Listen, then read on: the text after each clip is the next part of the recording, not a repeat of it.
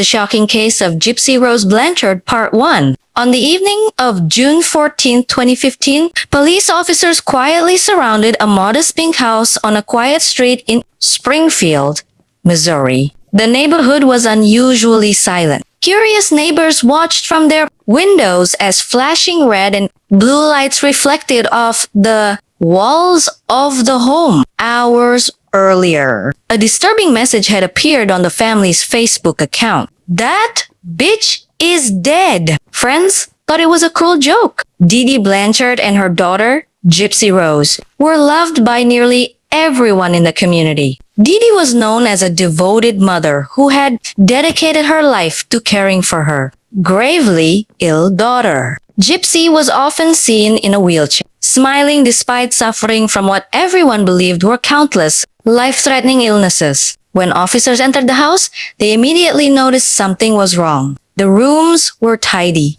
decorated with stuffed animals, Disney posters, and family photos that painted the picture of a loving mother and daughter. Medical supplies filled the shelves. Bottles of prescription medicine lined the counters. A wheelchair sat abandoned in the living room, as if its owner had simply vanished. The deeper officers searched, the more unsettling the atmosphere became. In the bedroom, they found Dee Dee Blanchard lying motionless on her bed. She had been stabbed multiple times and had died alone. There were no signs of forced entry. Whoever had entered the house either knew Dee or had been invited inside. But what terrified investigators even more was what they didn't find. Gypsy Rose was missing. News spread rapidly across the country. Volunteers searched neighborhoods, forests, and nearby roads, fearing the young woman had been kidnapped by her mother's killer. Because of her many reported illnesses, people believed she couldn't survive for long without medication, medical equipment,